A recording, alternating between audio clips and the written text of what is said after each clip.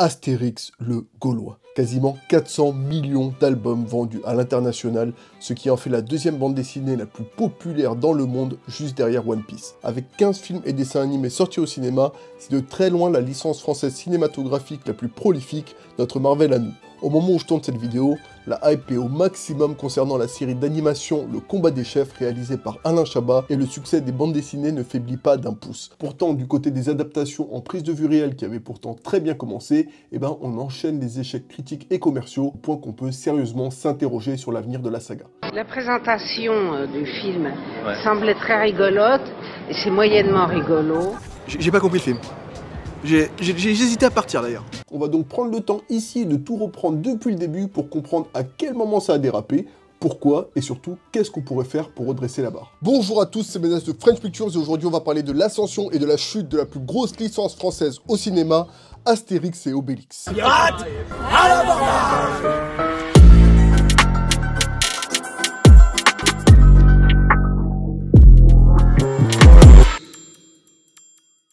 Bon, pour commencer, je sais que personne parmi nous n'est assez modeste pour ne pas s'imaginer qu'il fera un excellent film Astérix et Obélix s'il en avait l'occasion, mais l'histoire prouve que ça reste quand même un exercice extrêmement difficile. Pour preuve, malgré le succès mondial et quasiment immédiat de la bande dessinée, on a dû attendre 40 ans pour qu'une adaptation en prise de vue réelle puisse voir le jour, et toutes les tentatives avant ça ont lamentablement échoué. Laisse tomber. On a quand même eu le téléfilm de Romain Angault dans lequel les créateurs Uderzo et Goscinny apparaissaient, mais qui est plutôt une sorte de série de sketchs dans un univers inspiré par celui d'Astérix, et honnêtement ça a vraiment très mal vieilli, le film est disponible gratuitement sur YouTube, et je vous mets au défi de mater ça jusqu'au bout. Attendez. Et ça, qu'est-ce que c'est ça? La clé de Contax. On a ensuite eu un projet de Claude Lelouch qui voulait faire une adaptation d'Astérix à la sauce Nouvelle Vague avec des comédiens amateurs, mais l'idée a horrifié les auteurs qui ont mis leur veto. Pour finir, on a eu une tentative de Louis de Funès qui voulait incarner Astérix et mettre Lino Ventura dans le rôle d'Obélix. Pour le coup, l'idée plaisait plutôt bien aux deux créateurs, mais De Funès voulait faire un Astérix sans moustache, et ça par contre, c'était pas possible pour eux. Bien sûr que non, voyons. Comme vous pouvez le voir, Uderzo et Goscinny ont été assez exigeants concernant leur personnage chouchou, mais bon, ils avaient de bonnes raisons, parmi lesquelles le fait que Goscinny avait participé à l'écriture du film Tintin et avait trouvé le résultat final ultra naze. Qu'est-ce que tu en penses, Milou? Goscinny mourra en 1977 sans avoir eu la chance de voir son personnage interprété par Christian Clavier. Il faudra attendre 1992, l'année du singe d'eau, pour que la machine se mette véritablement en marche, et ce grâce à un jeune garçon âgé d'à peine 20 ans, Thomas Langman. C'est à la fois un énorme fan d'Astérix et le fils de l'un des plus gros producteurs du cinéma français, Claude Berry. Vous savez qui je suis? Non. Je suis le fils de Claude Berry, connard! Ah, c'est vrai qu'il a un petit air de C'est faire. vrai, il ressemble, mais il a le bas de Claude Berry. C'est le bas du visage. Le jeune homme cherche à convaincre son père d'adapter cette bande dessinée, mais ça ne l'intéresse pas du tout. Il soutient quand même son fils dans sa démarche et l'encourage à commencer à faire des recherches de son côté pour voir si quelque chose est vraiment faisable. Il se met alors au travail et réussit à contacter Albert Uderzo, le dessinateur et principal détendeur des droits d'Astérix, qui lui donne 3 conditions pour qu'un film puisse voir le jour. La première peut paraître surprenante, mais il demande à ce que ce soit Gérard Depardieu qui interprète le rôle d'Obélix. Pour lui, c'est le seul capable d'incarner ce personnage. Qui? Moi? Coup de chance, Claude Berry a déjà réalisé 2 films avec Depardieu, Jean de Florette et Germinal. Thomas Langman sait donc que ça ne devrait pas poser problème. La deuxième, c'est qu'il faut que le film soit doté d'un budget sans précédent. De son vivant, Goscinny disait que son humour était trop cher pour le cinéma, qu'il aurait fallu des millions dépensés pour une blague de 5 secondes. Remarquez les scènes à grand spectacle, tous les figurants, le décor somptueux.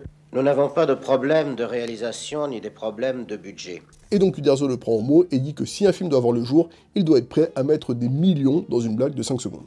Encore une fois, c'est quelque chose qui n'inquiète pas le jeune Langman, car son père vient de réaliser le film Germinal, qui est à ce moment-là le plus gros budget de l'histoire du cinéma. Il sait donc que si une société en France est capable de gérer ça, c'est celle de son père. Son père, alors là on peut en parler, dit toujours un film doit coûter ce qu'il doit coûter.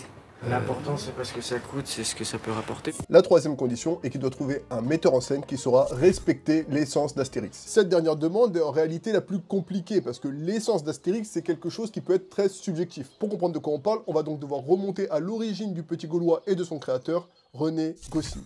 Le petit René Goscinny naît le 14 août 1926 à Paris et grandit à Buenos Aires en Argentine. Il développe très vite une passion pour les bandes dessinées, notamment Superman ou Tarzan que vous connaissez, mais d'autres moins célèbres comme Patoruzú, un héros local argentin.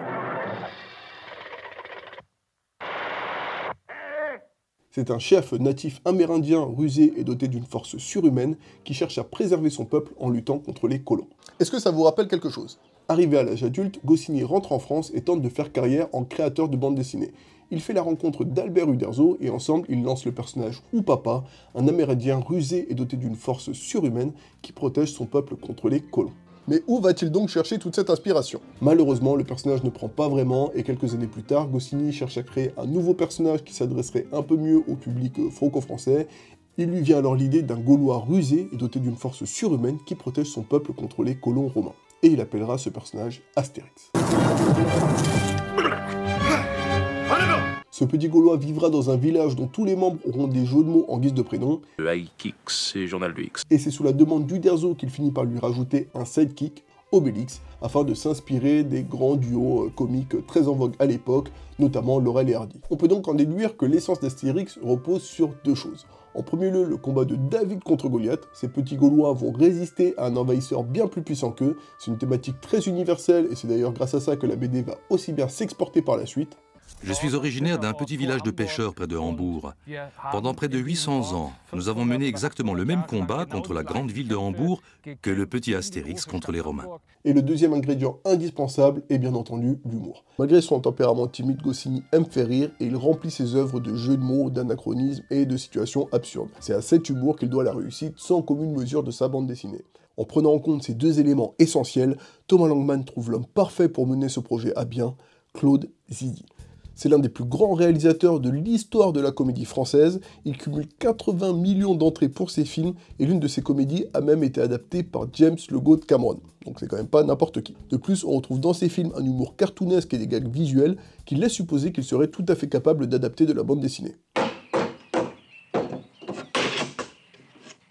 Et surtout, là où c'est presque miraculeux, c'est que thématiquement, son univers matche parfaitement avec celui de Goscinny. Il s'est fait connaître au départ pour ses comédies Les Bidas en folie, film très 68 art de défiance à l'autorité, voilà, du combat des faibles contre les puissants, et c'est une thématique qu'il a suivie tout au long de sa carrière. En plus, il a déjà tourné avec Depardieu, donc on pouvait officiellement pas rêver mieux. Zidi se laisse convaincre, Uderzo valide le projet et Claude Berry accepte de se lancer dans l'aventure et prend la production en main pour lancer le premier film en live action, Astérix contre César. Après quelques tergiversations, le rôle d'Astérix revient à Christian Clavier. C'est parfait pour Uderzo qui aurait adoré voir le projet se faire avec Louis de Funès, et Clavier est considéré par beaucoup comme le descendant spirituel de Louis de Funès, avec une moustache en prime. Oh le petit saligo, mais c'est pas vrai! Je vais l'étrangler, moi, ce vieux chiton, hein! Depardieu nous pose une masterclass en Obélix, mais le coup de génie du casting, selon moi, c'est Galabru dans le rôle d'Abrara Coursix. C'est un immense acteur de l'époque qui est juste parfait, avec un très gros nez qui semble tout droit sorti d'un dessin d'Uderzo. Globalement, le film a un casting de fou furieux, ce qui sera une constante dans tous les prochains films Astérix. D'ailleurs, comme prévu, le budget du film part très vite en Y et bat le record du plus gros budget de l'histoire du cinéma français.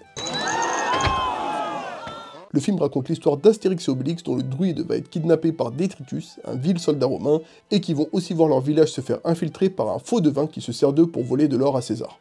On a donc un mix de pas mal de tomes différents comme Astérix le Gaulois et le devin pour les trames principales, mais on a aussi des éléments d'Astérix et les Goths, Astérix légionnaire, la zizanie et le cadeau de César, plus d'autres intrigues que Claude Zidi crée lui-même. C'est un bordel. Le tournage durera 24 semaines, ce qui est bien au-dessus de la durée moyenne d'un tournage qui est généralement entre 6 et 7 semaines. Le film sort finalement le 3 février 1999 et globalement, il est très bien accueilli.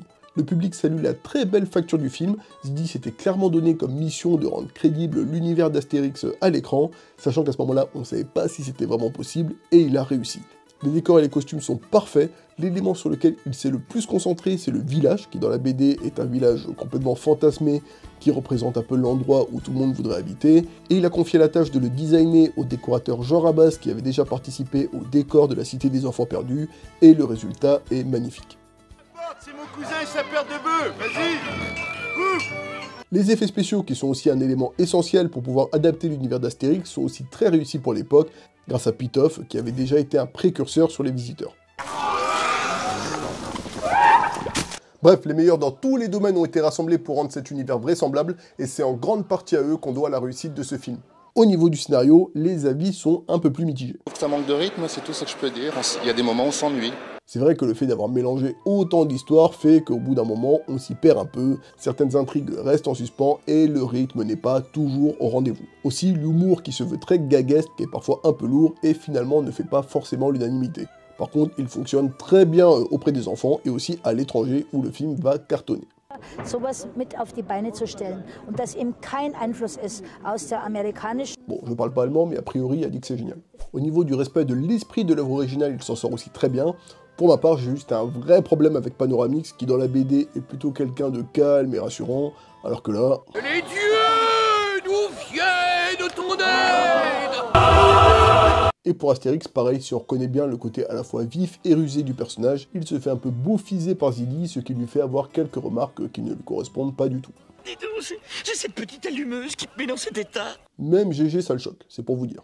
Après, ce qui est sûr, c'est que le public de l'époque, ça, il s'en bat les steaks, et le film fera 9 millions d'entrées en France et 14 millions à l'étranger, et envoie un message assez clair à nos amis outre-Atlantique. Les Américains ont se tenir au carreau. Donc voilà, une belle réussite, et s'il y a bien un heureux dans cette histoire, c'est Claude Berry, qui grâce à son fils engrange une quantité phénoménale de pognon. Il se dit alors que ça pourrait être sympa de renouveler l'expérience. Pour pallier aux quelques défauts du premier film et continuer à surprendre le public, il veut faire une suite qui tente une approche différente et cherche à apporter un vent de fraîcheur et de jeunesse sur la saga, tant au niveau de l'humour que du casting. J'ai envie d'un œil neuf sur ce chantier, d'une vision jeune. Et il pense savoir qui est l'homme dont il a besoin pour ça. Celui qui mange plein d'abats et qui est fan du groupe du même nom, c'est monsieur Alain Chabat. Les deux hommes se sont rencontrés en 1995 lorsque Berry produisait le film Gazon maudit, une des premières apparitions au cinéma d'Alain Chabat. Admiratif de son talent, quelques années plus tard, il produit le premier film du monsieur qui obtient le César du meilleur premier film et fait quasiment 3 millions d'entrées en France.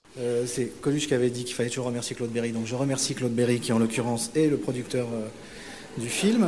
Lors de la préparation du premier film Astérix, il lui propose d'apporter une petite touche au scénario de Claude Zidi, mais Chabat refuse car il trouve que l'approche de Claude Zidi est trop éloignée de ce que lui ferait et il ne se sent pas d'y participer. À la suite de la sortie de ce premier film, Claude Berry revient donc vers Chabat en lui donnant cette fois-ci les clés du deuxième film en main et en le mettant au défi de faire mieux. Si tu réussis, je te couvrirai d'or. Alain Chabat relève le défi et c'est comme ça qu'il se retrouve en charge d'Astérix et Obélix Mission Cléopâtre. Action!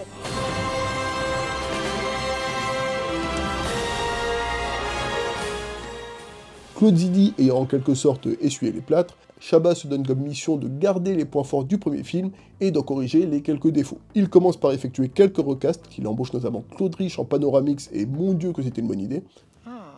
Il se caste lui-même dans le rôle de César à la place de Gottfried John et j'ai ma petite idée de pourquoi. Il garde les deux comédiens principaux, mais Clavier sera dirigé de façon très différente, beaucoup plus posée, ce qui correspond plus à sa vision du personnage. Et voilà! Et voilà! Font naufrager les papillons de ma jeunesse. Il ajoute à ça toute son équipe des nuls et des comiques en vogue comme Dieudonné et Jamel Debbouze, tout juste 27 ans, qui vient apporter ce fameux souffle de jeunesse qui manquait au premier film. Ça fait plaisir.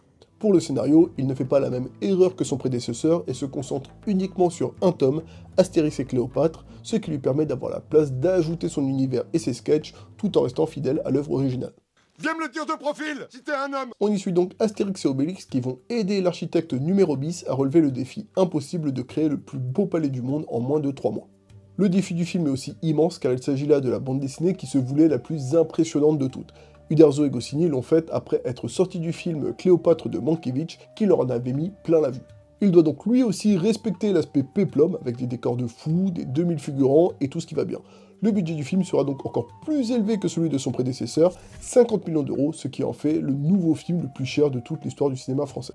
Après 23 semaines de tournage, ce qui devient la norme pour un film Astérix, le film sort et c'est une masterclass. Le film est encore plus impressionnant que le premier au niveau des décors, des effets spéciaux, des cascades, tout est parfait.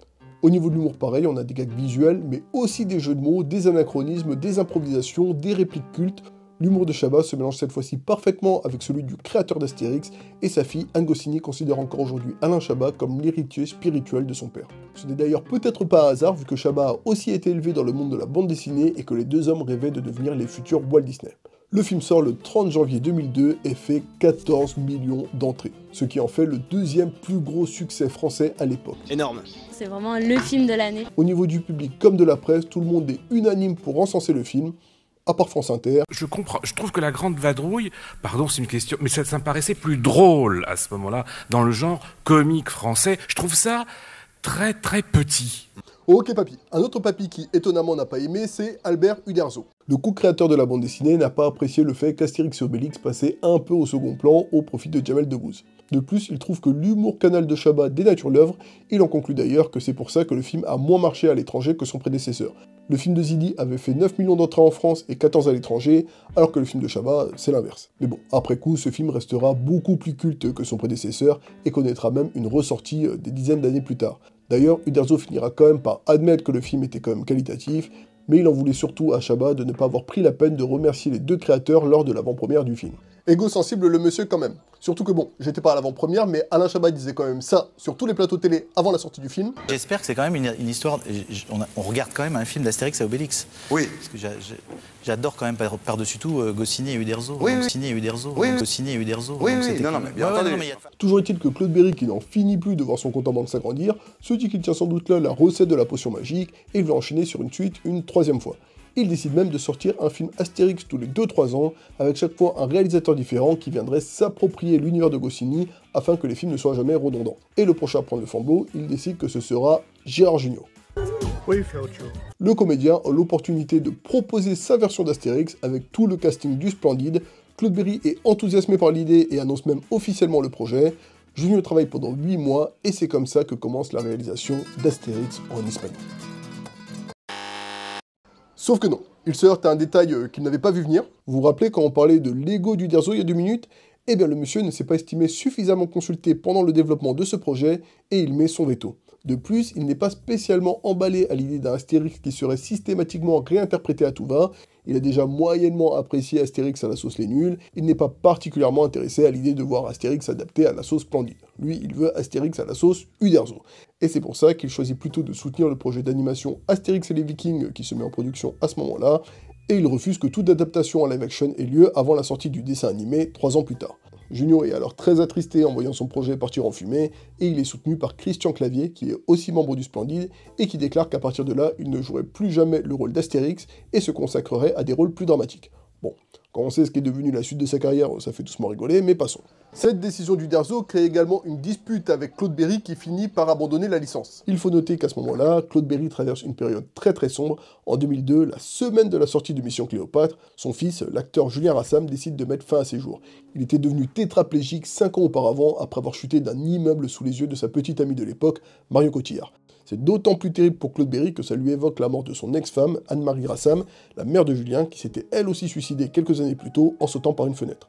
J'avais prévenu que c'était pas joyeux. Du coup, autant vous dire qu'à ce moment-là, il n'a pas plus prévu que ça de se prendre la tête avec Uderzo, il l'envoie bouler et il passe à autre chose. Et c'est là que quelqu'un qui attendait son moment va enfin pouvoir prendre le devant de la scène. Thomas Langman. Il revient vers Uderzo et lui propose de produire lui-même le prochain film en live action, en laissant le temps au dessin animé Astérix et les Vikings de se faire avant. Étant donné l'implication de Thomas Langman depuis le tout début, c'est quand même lui qui a l'initiative du premier projet, Uderzo accepte la proposition et touche 3 millions d'euros pour les droits d'adaptation qui finissent de le convaincre. C'est comme ça que les choses vont prendre une tournure un peu moins glorieuse lorsque Thomas Langman entame la production d'Astérix aux Jeux Olympiques.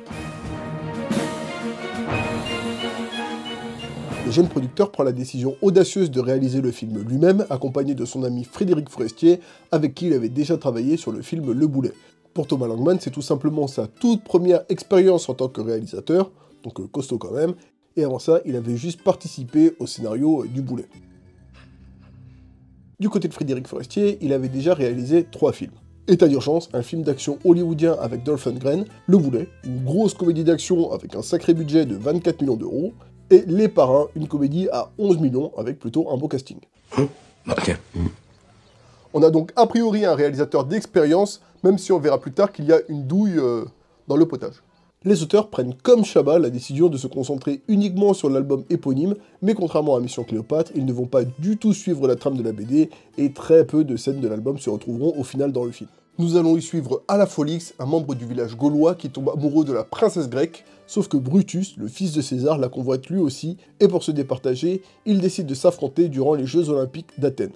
Rien à voir avec la BD où les Gaulois vont juste au JO pour se taper un délire, mais sur le papier, pourquoi pas. On a là aussi plusieurs recasts. Déjà, Clovis Cornillac reprend le rôle d'Astérix et nous fait une performance ni bonne ni mauvaise. Oula, Jean-Pierre Cassel, le père de Vincent Cassel, nous offre une belle version de Panoramix qui sera d'ailleurs la dernière apparition de l'acteur au cinéma.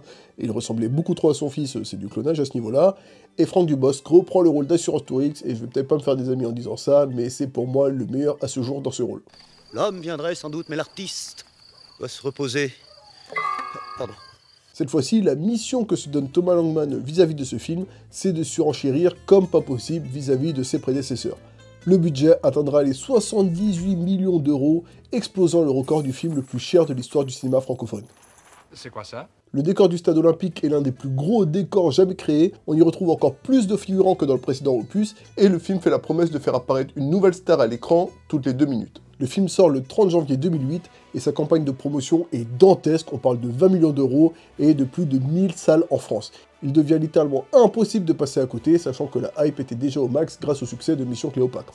Ça sera un succès maintenant, quelle taille? On le sait pas. Mais forcément, mathématiquement, c'est vrai que quand vous passez derrière 2 films qui ont fait de tels succès... Dès la première semaine de sa sortie, le film fait 3 millions d'entrées, ce qui est une très très belle performance. Par contre, dès la deuxième semaine, la fréquentation chute de 50%.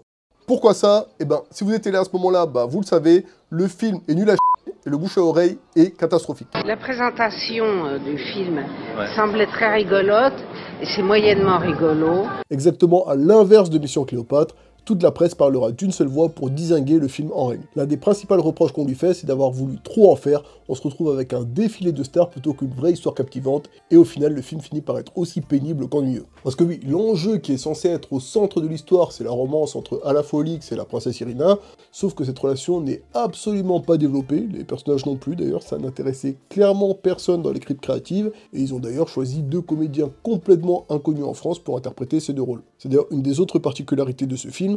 Pour trouver des financements internationaux, il intègre des célébrités étrangères, sauf qu'il ne choisit pas des Monica Bellucci ou des Benigni, non.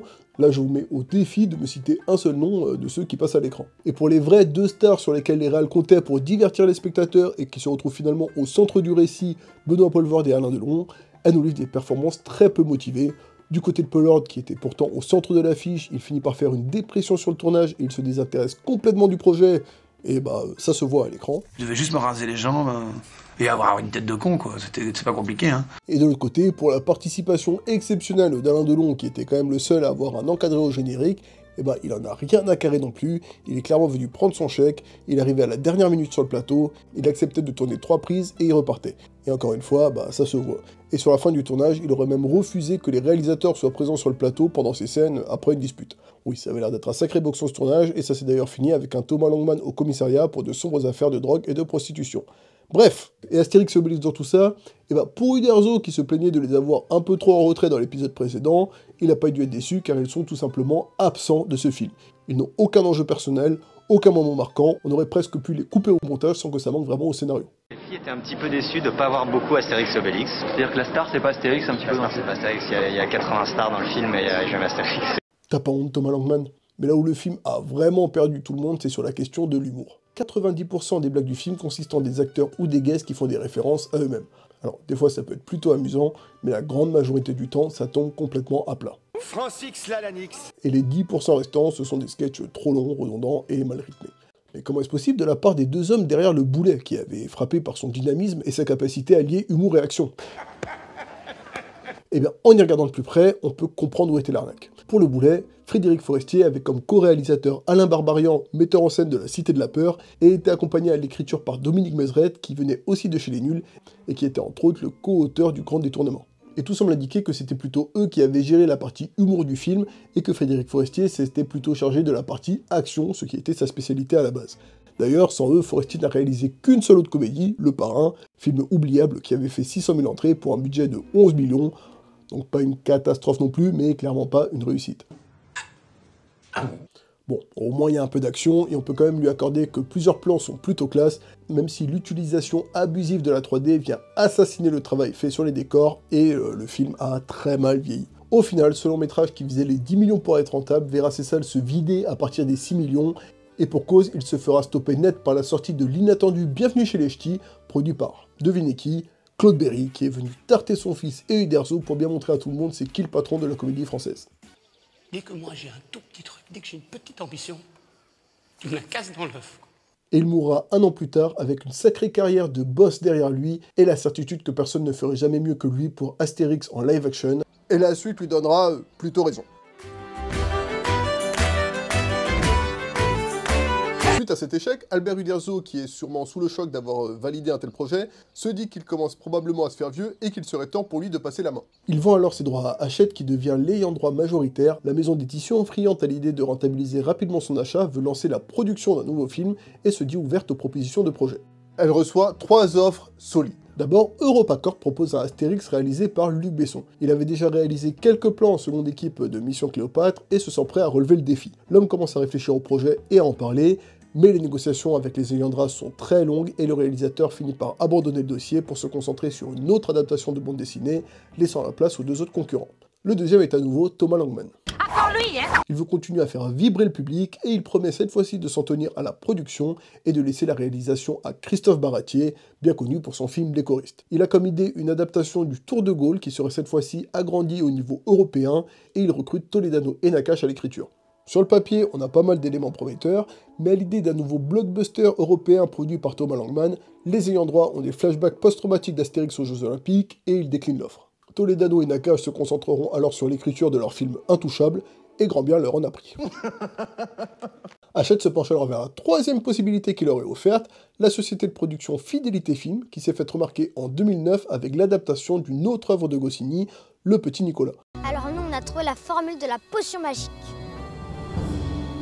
La fille de Goscinny, qui avait été consultante sur le film, trouve qu'ils ont fait un super boulot et encourage ce projet. Hachette accepte la proposition et confie alors la réalisation à Laurent Tirard, qui affichait alors 3 films à son palmarès. Le premier c'est Mensonge, Trahison et Plus si affinité, une petite comédie dramatique plutôt sympa avec Edouard Baird, qui est l'une des principales inspirations de la série Bref, donc voilà, si vous appréciez cette série, je vous recommande ce film. Molière avec Fabrice Lucchini, un faux biopic plutôt cool qui dépasserait le 1 million d'entrées, et pour finir, Le Petit Nicolas et ses 5 millions d'entrées. Donc plutôt un palmarès rassurant, on voit pas comment ça pourrait mal tourner.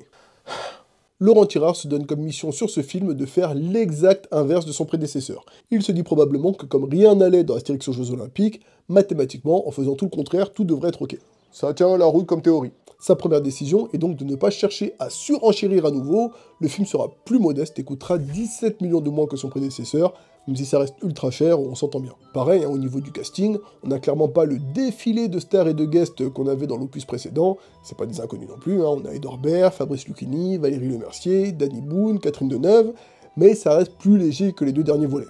On retombe presque dans les travers du premier film, avec un casting plutôt âgé, je veux pas être méchant, mais là, après Raccourci X, il est quand même plus proche du âgé canon X. Pas un bel X, ça fait. Mais bon, j'ai envie de dire, c'est pas là-dessus qu'il faut se prendre la tête, l'important c'est ce que ça raconte. Qu'est-ce que ça raconte? Le film mélange 2 albums, Astérix et les Normands et Astérix et les Bretons. Les 2 Gaulois partent en Grande-Bretagne pour secourir la reine d'Angleterre, attaquée à la fois par César et des légions barbares. Sur le papier, pourquoi pas. À l'inverse de son prédécesseur qui prenait beaucoup trop de liberté, ce film va très souvent se contenter de faire un pur copier-coller de la BD. Mais genre presque au mot pour mot quoi. Enchanté, secouons-nous la main. Obélix! Quelle force! C'est la magique potion, je présume? Obélix est tombé dedans quand il était petit. On saura. Pour le coup, ça a dû faire plaisir à Uderzo, mais c'est là qu'on voit toute la difficulté d'adapter de la bande dessinée à l'écran. Le génie de Goscinny, c'est de réussir à faire rire autant les enfants que les adultes. Et sous la direction de Laurent Tirard, l'humour de la BD prend vite un air puéril. C'est comme s'il n'avait réussi qu'à extraire l'essence infantile de la bande dessinée. Et c'est là qu'on peut encore plus admirer le génie d'Alain Chabat, qui avait justement réussi à extraire les deux et à trouver pile le ton juste pour son film. J'ai venu, j'ai vu, j'ai vaincu, Veni Vidi Vici comme d'habitude. Par contre, lorsque Laurent Tirard crée des sketchs qu'il invente lui-même et qui sont un peu plus matures, comme par exemple la référence à Orange Mécanique ou à la séance de psy de César, Ça j'aime beaucoup. Ça j'aime beaucoup. Ce sont des passages qui fonctionnent beaucoup mieux. L'homme semble donc plus pertinent dans un humour destiné à un public adulte qu'à un public enfant. Mais du coup, comment pourrait-on expliquer sa réussite du petit Nicolas ? Bon, comme d'habitude, regardons qui l'accompagnait à l'écriture. Ah, bon bah voilà, ok, fin de l'enquête. Et le pire, c'est que l'expérience qu'il a acquise sur le tournage du petit Nicolas semble même avoir eu un impact négatif sur ce film, surtout concernant les costumes et les décors. On a clairement là les pires costumes et les pires décors de toute la saga. Et c'est principalement dû à quelque chose dont on parle généralement assez peu, la patine. La patine, c'est le fait d'abîmer volontairement les vêtements et les décors du tournage pour qu'ils paraissent plus réalistes. Voilà. On donne l'impression qu'ils ont vécu, alors que la plupart des vêtements et accessoires de tournage sont neufs à la base. Sympa ta robe. Eh bien, dans ce film, il n'y a absolument aucune patine nulle part, de rien, jamais. Même les joueurs de rugby n'ont pas la moindre trace de terre sur leurs vêtements. Et c'était déjà la même approche qu'il avait eue dans le Petit Nicolas, hein, regardez. Si on compare les vêtements des enfants du Petit Nicolas à ceux des choristes par exemple, on voit bien la différence de traitement. Sauf que dans le cas du Petit Nicolas, ça permet de rendre l'environnement d'une salle de classe moins réaliste, plus vivant, plus joyeux, de faire rêver les enfants, et quelque part, ça fonctionne. Dans Astérix, il faut au contraire rendre vraisemblable un environnement qui est à la base complètement fantasmé. Et là, ça fonctionne pas du tout. Et on se retrouve avec des décors qui font presque un peu cheapos. Pareil, hein, le village, c'est le pire village de toute la saga, c'est tout vide, tout triste, on s'attend presque à ce qu'il se mette à pleuvoir. Et c'est là qu'on peut voir à quel point ces éléments sont centraux dans un film Astérix, et à quel point Ziggy avait eu raison d'en faire la priorité lors de la première adaptation. Le film sort le 17 octobre 2012 et il fera 3,6 millions d'entrées, ce qui en fait le score le plus faible de toute la licence. Faut dire qu'en plus de ne pas être bon, le film ne bénéficie plus de l'aura de la saga après l'échec du film précédent, et vu son budget de 61 millions d'euros, c'est un échec financier cuisant. Suite à ça, la licence qui était une poule aux œufs d'or devient soudainement un gros risque pour les investisseurs et pendant plus d'une décennie, aucun projet en prise de vue réelle ne verra le jour. Hachette tente alors une approche différente et propose à Alexandre Astier de réaliser un film d'animation, lui qui avait écrit les seuls bons dialogues du 3e opus. C'est sûr qu'on fait pas d'omelette. On fait pas d'omelette. Dans le sport, déjà, on n'a pas tellement le temps de faire la bouffe non plus. Il va réaliser 2 films qui vont coûter 2 fois moins cher que Astérix au service de Sa Majesté, et le deuxième fera même plus d'entrées, ce qui est donc tout bénef. En plus de ça, la qualité des films relance l'intérêt du public pour cet univers. Au bout de quelques années, les ayants droit commencent donc à réenvisager la possibilité de faire un nouveau film en prise de vue réelle, ce qui reste tout de même le meilleur moyen de faire parler de la licence. Ils reçoivent une nouvelle proposition de Thomas Langman qui veut pas lâcher le steak et qui leur propose de faire une préquelle, mais on lui fait gentiment comprendre qu'il faut qu'il passe à autre chose. On a aussi Jamel Debbouze qui est envisagé pendant un moment pour réaliser le film, mais Uderzo lui en veut encore d'avoir évincé ses 2 héros chouchous dans Mission Cléopâtre, et le projet meurt dans l'œuf. Alors tant pis. De son côté, Anne Goscinny pense qu'il faut absolument repartir sur l'esprit de Mission Cléopâtre et cherche à convaincre Alain Chabat de revenir derrière la caméra, mais celui-ci refuse. Les ayants droit font donc un nouvel appel d'offres ouvert aux réalisateurs de France, avec quand même plusieurs conditions. Il cherche un réalisateur qui a de l'expérience et qui a fait au moins un très gros succès en salle, un réalisateur qui s'y connaît à l'international et qui a donc tourné au moins un film en langue anglaise, et un réalisateur qui est reconnu artistiquement par la profession et qui a donc au moins un César à son actif. Donc pas n'importe qui non plus. Au final, 2 noms sont retenus. D'un côté, Michel Hazanavicius, et de l'autre, Guillaume Canet. Bien entendu, la capacité de Michel Hazanavicius à écrire des répliques cultes et à s'adapter à des univers différents, en plus de sa proximité avec Alain Chabat, en font un candidat idéal, et c'est comme ça qu'il sera désigné pour réaliser le 5e volet de la saga Astérix. Si seulement, pour une raison qui m'échappe complètement, le choix se porte finalement sur Guillaume Canet qui prend en main Astérix et Obélix, l'Empire du Milieu. C'est vrai qu'on a beau critiquer Guillaume Canet, ça reste un réalisateur d'expérience qui a notamment réalisé un film américain avec un budget de 25 millions et des grosses stars hollywoodiennes. En plus de ça, il a touché à pas mal de registres différents, donc a priori c'est quelqu'un qui sait s'adapter. Sur la demande de l'éditeur qui veut conquérir un nouveau marché, il doit mettre en scène les aventures d'un Astérix en Chine, sauf que cet album n'existe pas et donc Canet travaillera sur la première adaptation complètement originale de l'œuvre. Pour le scénario, ils font appel à Julien Hervé et Philippe Mechelin, à qui on doit notamment la saga des Tuches, qui sont des films qui font généralement entre 3 et 5 millions d'entrées, on peut donc considérer qu'ils savent ce qu'ils font. Le film nous racontera cette fois-ci l'histoire d'Astérix et Obélix qui vont partir en Chine pour secourir la reine chinoise qui voit son pays se faire envahir par César ainsi que des tribus barbares. Oui, ça ressemble beaucoup au scénario précédent, mais bon, comme on l'a dit, l'essence d'Astérix c'est l'éternel combat des oppressés contre les colons, donc en soi, c'est pas un problème. Et dans l'ensemble, on a quand même plusieurs choses qui fonctionnent plutôt bien. Canet, à qui on a donné comme mission donc de ressusciter l'esprit de Mission Cléopâtre, cherche à remettre en place le concept du casting 5 étoiles, avec énormément de guests, mais sans que cela ne vienne complètement anéantir le récit, comme dans Astérix aux Jeux Olympiques. Il nous met aussi en vedette un Jonathan Cohen qui vient nous faire son numéro un peu sur le modèle de Jamel avant lui. Je suis l'homme au pied de plume. Le film cherche également à renouer avec la volonté d'en mettre plein les yeux au public, et il s'en sort vraiment bien. Il y a des paysages incroyables et hyper bien faits, perso ça m'a mis une claque. Les décors et les costumes sont magnifiques. Regardez-moi ce village, il y a une attention aux détails, hein. Ils ont même mis un enclos pour les chèvres. C'est fidèle à la BD tout en restant crédible, on est bien loin de l'autre boui-boui du 4. Cette fois-ci, c'est la chef décoratrice Aline Bonetto qui a conçu les décors. Elle était aussi sur la Cité des Enfants Perdus, décidément, et elle avait travaillé sur Astérix aux Jeux Olympiques, et son œuvre aurait pu être remarquable s'il n'y avait pas eu cette 3D infâme et ses foutus filtres jaunes. Regardez, on a quasiment le même plan dans l'Empire du Milieu, propre et sans filtre, et c'est magnifique. Les effets spéciaux et les cascades sont aussi très soignés. C'est vrai que les cascades, c'est vraiment un élément marquant des films Astérix, et pour le coup, c'est quelque chose qui a été plutôt réussi dans tous les opus, les bons comme les moins bons, faut bien le reconnaître. L'esprit de la BD est aussi respecté sur plusieurs aspects. On sent qu'il y avait quand même de la passion et une volonté de bien faire. C'est le film qui propose le plus de voyages, ce que font la plupart des albums d'Astérix. Il traite aussi de sujets d'actualité comme le véganisme et le féminisme, ce qui est assez en accord avec l'esprit de Goscinny qui utilisait ses BD pour prendre position sur l'actualité de son époque, comme la lutte contre le capitalisme ou le combat pour l'écologie. Dans la BD, Idéfix pleure à chaque fois qu'on déracine un arbre. Le film est plutôt rythmé, on a du fanservice pour les connaisseurs, pas mal d'acteurs trouvent leur moment de gloire. Le seul choix que j'ai absolument pas compris, c'est celui de la mannequin Julie Chen, dont on voit clairement que c'est pas son métier. Est-ce que cette pièce vous fera enfin vous incliner devant la fille de votre impératrice? Mère, non, que faites-vous? Fuyez avec nous. Je vois vraiment pas ce qui a pu pousser Canet à choisir une actrice qui parle de façon aussi monocorde. Si vous avez une idée sur la question, dites-le moi en commentaire. Le film sort en grande pompe, et vous connaissez la suite, il se fait atomiser la race de sa grand-mère. Un peu sévère, mais désolé, hein, vous jouez super bien, mais voilà, j'ai pas aimé. Moi, je le classerais en tant que pire film des Astérix. Mais alors, à quel endroit ça a foiré? Eh bien, en regardant le film de plus près, tous les éléments sont convergés vers un seul coupable, Guillaume Canet. Bon, en vrai, c'était pas difficile à trouver. Je pense sincèrement que les deux auteurs des Tuches avaient fait un très bon boulot au moment de la première version du scénario. En soi, l'intrigue globale tient plutôt la route, et même au niveau de l'humour, bon, on n'est pas dans du Mission Cléopâtre, mais on sent par-ci par-là qu'il y a eu de bonnes idées. Parle, Tullius Perfidus, conseiller fourbe et vilain que tu es. Par contre, ça saute aux yeux qu'à partir du moment où le scénario a atterri dans les mains de Guillaume Canet, le projet est complètement parti en sucette. On reconnaît sans difficulté les intrigues qu'il a ajoutées et qui sont au cœur de quasiment tous ses films, les histoires de Il en a foutu partout. Grain de Maïs est amoureux de la princesse, Obélix de Tatane, Ramsey de la reine, la princesse du prince dingue. Je trouve qu'il y a beaucoup trop de coups de cœur dans cette aventure. Et par-dessus tout ça, il nous rajoute une rupture entre César et Cléopâtre qui semble tout droit sortie des petits mouchoirs.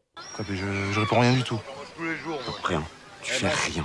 Non, on a dit pas de message. Non, reste de marbre, on fait rien. Voilà. Mais le pire du pire du pire, c'est qu'une énorme partie du film va être consacrée à un crush de la part d'Astérix. J'en avais pas parlé, mais c'était déjà l'erreur qu'avait commis le film précédent, où la quête principale d'Astérix, c'était de pécho de la Bretonne. Vous venez de Lutèce? Oui. Alors, je vais le dire, parce que visiblement c'est pas clair pour tout le monde, Astérix, il s'en bat les ailerons des nanas. Dans toutes les bandes dessinées, il n'y a qu'une seule case où on le voit charmer après un bisou sur le nez de la part de Falbala, et c'est pour montrer à quel point elle est irrésistible. On parle là d'un bout de moitié de case dans toute son histoire. Dans Mission Cléopâtre, à la limite, pourquoi pas, on est sur quelque chose de plutôt succinct et d'assez timide et innocent, mais là, ça vient complètement bouleverser les valeurs du personnage. Ça va faire 2 films qu'Astérix choisit de se séparer d'Obélix pour se consacrer aux femmes, chose qu'il ne ferait pour rien au monde. Bon, tu sais, toi et moi, on vit ensemble depuis très longtemps. Et maintenant, on n'a jamais dit que c'était pour la vie. Et puis franchement, 2 types qui vivent ensemble avec un petit chien, c'est pas le destin que je m'étais imaginé. Astérix considère Obélix comme un petit frère, même s'il rencontrait quelqu'un, il ne l'abandonnerait jamais pour autant. Bien sûr, les deux se disputent tout le temps, mais ils ne peuvent pas se faire la tête plus de 2 minutes sans se tomber dans les bras l'un de l'autre. C'est la plus belle relation du monde, et ces films l'ont complètement gâché. Mais pourtant, on s'entend bien. Non, je te supporte, c'est pas pareil. En plus de ça, le fait que Guillaume Canet ait choisi d'interpréter lui-même le personnage d'Astérix va finir d'enfoncer le personnage dans les orties. C'est plus fort que lui, Canet veut toujours interpréter des tocards dans les films qu'il réalise lui-même. Ces personnages sont systématiquement des abrutis, des salauds ou des losers. Et dans ce film, Astérix va être les 3. Dès la première scène, il tente d'attaquer 2 Romains sans potion. Astérix est censé être le Gaulois le plus intelligent de son village. Sa principale caractéristique, c'est qu'il est rusé. Comment il ne pourrait ne pas avoir compris pendant tout ce temps que sans potion, il allait se faire marin. Et par la suite, pendant tout le film, le personnage va passer son temps à être ridicule, à se plaindre, J'en ai marre de passer pour un nul. à être méchant, à faire des coups bas. Attends, qu'est-ce qu'il fait là? Bah oui, mais c'est pas vrai, il est en train de lui parler, il est en train de nous balancer. Oh, Mais c'est pas vrai, c'est ça ton copain? Bref, c'est l'exact inverse de ce que devrait être ce personnage qui est un modèle de bravoure, de sagesse et de vertu. Pour ce qui est d'Obélix, on a un peu le même problème en moins prononcé. Typiquement, il ne se serait jamais marré en voyant son ami se faire taper par des Romains. Il n'a pas du tout ce genre d'humour quand il s'agit de son meilleur ami. Au contraire, il se serait fait une joie de renvoyer les 2 Romains à petit bonhomme par voie aérienne. Obélix, c'est l'innocence en personne. Et on sent que Gilles Lelouch a essayé de le retranscrire un peu, mais il faut être honnête, il y arrive 50 fois moins bien que Depardieu, et l'écriture de son personnage ne lui permet pas vraiment. Pour finir, dans la famille des personnages qui se sont pas fait respecter, je demande Cléopâtre, qui est certes colérique dans la BD, mais toujours avec une très grande classe, loin de l'hystérique à moitié folle dingue qu'on retrouve ici, avec son rire agaçant là. Bref, que ce soit pour lui-même, son pote ou sa femme, tout ce que Guillaume Canet est venu ajouter dans cette œuvre l'a complètement parasité. Le film sort le 1er février 2023 et il fera 4,6 millions d'entrées, alors qu'au vu de son budget de fou furieux, il visait au minimum les 6 millions d'entrées pour être rentable, ce qui en fait le 3e échec financier d'affilée. Si votre satisfaction à vous, c'est que je vous dise que ça m'a fait du mal, oui, évidemment, ça c'est jamais agréable. Bon, maintenant qu'on a bien pris le temps d'analyser tout ça dans les détails, quelles leçons peut-on tirer de ces 3 derniers échecs? Eh bien, je pense qu'il y a un type de film qu'on ne sait pas vraiment produire en France et sur lesquels il faut absolument qu'on s'améliore, les films de producteurs. En France, c'est généralement les réalisateurs qui arrivent avec les projets et qui les dirigent du début à la fin. Mais dans le cas des films Astérix, c'est au contraire les producteurs qui prennent d'abord les choses en main et qui doivent réunir une équipe pour mener le projet à bien. Et là où la plupart d'entre eux ont échoué, c'est devant le défi ultime de trouver le metteur en scène qui, comme Uderzo l'avait demandé, saurait retranscrire l'esprit d'Astérix et de Goscinny. Là-dessus, Berry avait eu le génie de choisir judicieusement les 2 premiers, qui avaient un univers qui matchait parfaitement et qui ont fait les 2 meilleurs films. Mais à partir du 3e, les réals ont malheureusement été choisis pour de mauvaises raisons. Forestier, c'était clairement parce que c'était le pote du producteur, Canet simplement parce qu'il avait une très grosse carrière, même si son style n'avait rien à voir avec le film, et pour Laurent Tirard, c'est le seul qui a été choisi parce qu'il avait déjà adapté du Goscinny, mais sans prendre en compte le fait que Goscinny était quelqu'un de très polyvalent, et que le petit Nicolas et Astérix, ce sont des mondes très différents sur lesquels on ne peut pas appliquer bêtement la même recette. C'est d'ailleurs ce que j'avais déjà dit dans ma vidéo sur Alain Chabat, qui, tout grand génie qu'il est, a fait un moins bon travail sur le Marsupilami que sur Astérix, car il n'a pas la même connexion avec Franquin qu'avec Goscinny. C'est un véritable casse-tête, il ne s'agit pas juste de trouver quelqu'un avec du talent, mais quelqu'un qui a une vraie connexion naturelle avec l'esprit de cette bande dessinée. Du coup, est-ce que la licence est condamnée à répéter les échecs? Pour le moment, je pense qu'on ne peut pas vraiment se plaindre car on est tous ravis de voir Chabat renfiler les crampons pour la série d'animation, qui je pense va relancer la hype autour du personnage comme Astier l'avait fait avant lui. Et il est plus que probable qu'une fois que l'engouement aura repris, on se mettra à nouveau à chercher un réalisateur pour un nouvel événement en live action. Je pense que Chabat et Astier n'y retourneront malheureusement pas. Par contre, il n'y a pas si longtemps sur la chaîne, on a parlé d'un homme qui est arrivé sur un projet initié par un producteur et qui a magnifiquement relevé le défi. Peut-être serait-il donc capable de réitérer l'exploit. Dites-moi ce que vous en pensez. En tout cas, j'espère qu'on continuera de voir des films Astérix sur nos écrans, car ils apportent un véritable souffle au cinéma français et permettent entre autres à nos techniciens de travailler sur des choses qu'on n'a pas vraiment l'habitude de faire dans l'Hexagone. Au niveau des cascades, des effets spéciaux, des décors, c'est une expérience unique. D'ailleurs, beaucoup de techniciens ont eu de brillantes carrières suite à leur passage sur Astérix. On peut par exemple penser à Louis Leterrier qui avait travaillé en assistant réalisateur sur Mission Cléopâtre et qui maintenant réalise le prochain film Fast and Furious. Pareil pour Pierre Morel qui était à l'époque seconde caméra et que vous connaissez probablement pour avoir réalisé Taken. Même Thomas Langman, dont on s'est beaucoup moqué, avec sa dégaine de cuistot là, il a quand même produit par la suite The Artist qui pour le coup a marqué l'histoire du cinéma français. Si on veut avoir du grand spectacle de qualité sur nos écrans, il faut que les producteurs, réalisateurs et techniciens aient l'occasion de pratiquer du grand spectacle, et pour ça, les licences sont un moyen incontournable. C'est pas pour rien qu'avant Astérix, le plus gros budget c'était Germinal, l'un des romans les plus connus de la littérature française. Bien sûr, il ne faut pas en abuser comme ils peuvent le faire à Hollywood, mais les licences ont toujours été un élément essentiel de l'écosystème de notre cinéma, et on doit faire attention à les respecter pour ne pas les couler. Puis bon, Astérix c'est quand même un putain d'univers qu'on adore. Je voudrais finir en disant d'ailleurs que même si j'ai beaucoup tapé sur Uderzo dans cette vidéo, ça reste l'homme qui a donné vie à ce personnage, et voilà, je taquine, mais j'ai un respect infini pour cet homme et pour son travail. Il nous a quittés en 2020, donc voilà, on envoie énormément d'amour à lui et à Goscinny tout là-haut. Voilà, j'espère que cette vidéo vous a plu, si c'est le cas, n'hésitez pas à liker, à vous abonner, n'hésitez pas à me dire s'il y a des choses avec lesquelles vous n'êtes pas d'accord. Prenez soin de vous, à très bientôt, ciao la MIF.